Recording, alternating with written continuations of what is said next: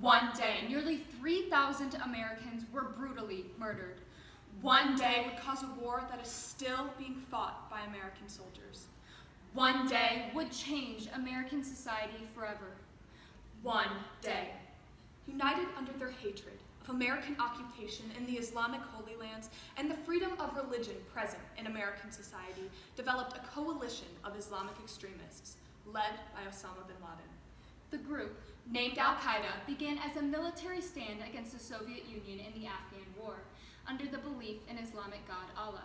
After the war, Al-Qaeda developed many military training camps in which radical Muslims were taught terrorist tactics and publicly supported terrorist attacks against the United States. August 7th, 1998, United States embassies in Nairobi, Kenya, and Dar es Salaam, Tanzania, were destroyed in bombings by Al-Qaeda. These were the group's first tragic attacks against American forces. October 12, 2000, Al-Qaeda again believed themselves to be successful in the bombing of the USS Cole, a United States Navy-guided missile destroyer. This terrorist attack, along with the bombings of the United States embassies, made Al-Qaeda a prominent threat in regard to American values and society. September 10th, 2001, the night before the tragic attacks on September 11th, 2001, Al-Qaeda was carefully planning each part of the operation. An unknown affiliate with the operation wrote a letter containing specific information, beginning with, Phase 1. Embrace the will to die and renew new allegiance. Familiarize yourself with the plan well from every aspect and anticipate the reaction and resistance from the enemy. Obey Allah and the Apostle. Be patient, for Allah is with those who are patient. In regard to the journey to the airport, the next set of instructions were, Phase 2. You must not show any signs of nervousness or stress. Wherever you go and whatever you do, you should always recite invocations and prayers with Allah's believers and memorize them. Instructions concerning the hijackings were set forth in Phase 3. O believers, when you come upon a group, stand your ground and invoke Allah many times. When the storming begins, strike like heroes who are determined not to return to this world. Tuesday, September 11th, 2001, 8 a.m. Now boarding United Airlines Flight 93 at Terminal A, Gate 17. 5 flight attendants, 33 passengers, and 4 undiscovered hijackers boarded United Airlines Flight 93 with ease. There were minimal requirements for boarding planes at this time. Passengers could bring objects such as box cutters, 4-inch blades, and even unscreened non-passengers through security. Unknown to the passengers and crew aboard United Airlines Flight 93, Phases 1 and 2 of the hijackers' plan had been enacted, and Phase 3 was soon to unfold.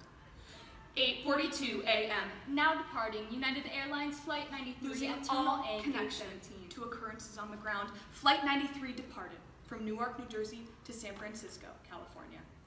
8:46 a.m. We understand there's been an incident. You are looking at the World Trade Center. There is a major fire there, and there's been some sort of explosion.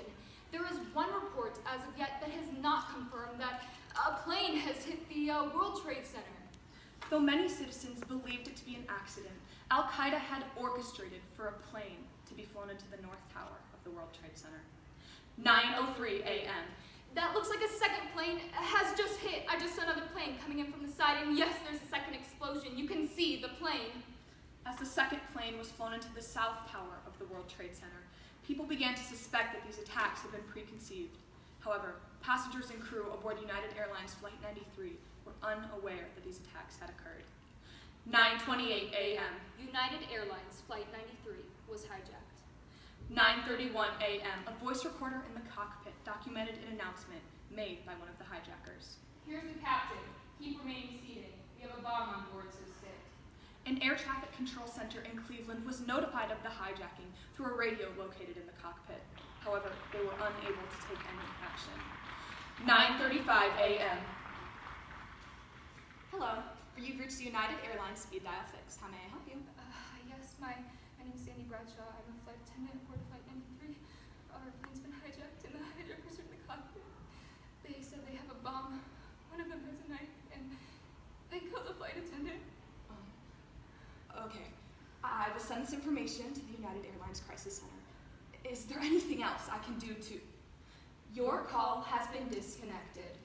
9:37 a.m. Arriving at the Pentagon a short time ago, there was a huge plume of smoke which continues to rise from the west side. No explosion was heard, however, there is certainly a very significant fire in this enormous office building. Americans were frantic. Emergency forces were unaware of how to gain control of the attacks and questioned if more attacks would occur. Aboard United Airlines Flight 93, Mark Bingham called his mother, Alice Hoagland. This is Mark.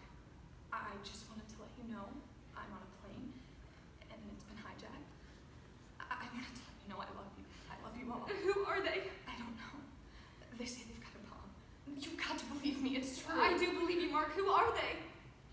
Your call has been disconnected. 9:43 a.m. Passenger Todd Beamer called the Verizon Airphone Center.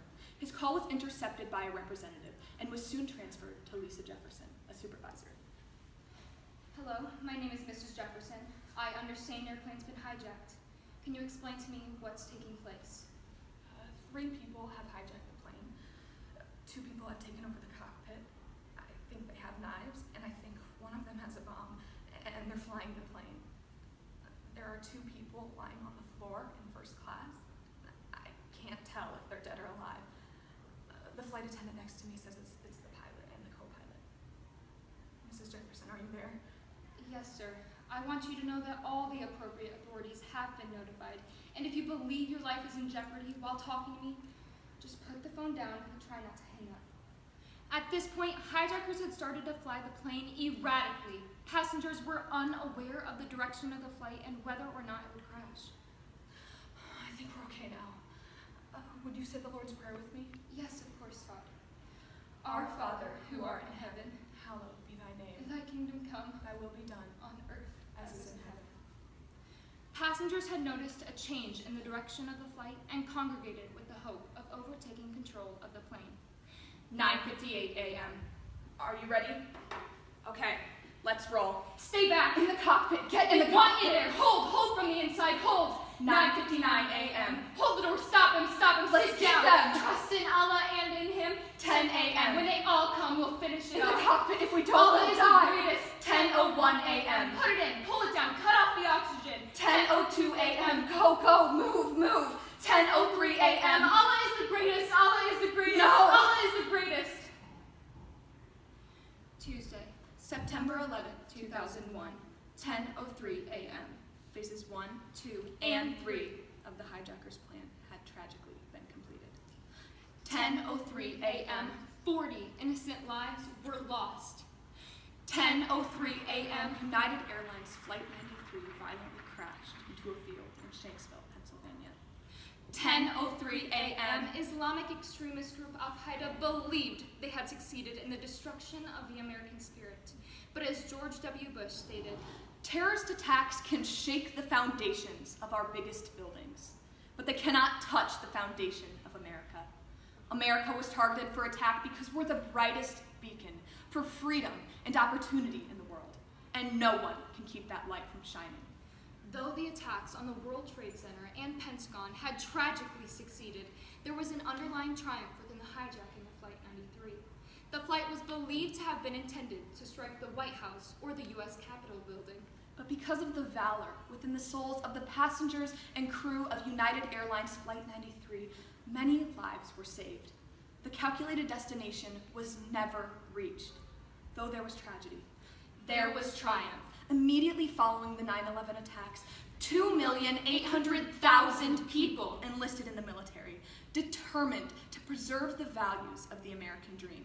Americans were triumphant in minimizing aviation-related attacks by Al-Qaeda due to increasing airport security following 9/11. Small communities, Large cities, and the country as a whole came together in order to triumph against terrorism. May 2nd, 2011, Osama bin Laden was killed, greatly decreasing the activity of Al-Qaeda. From the tragic events on Tuesday, September 11th, 2001, American souls were broken, but the triumphant American spirit held strong.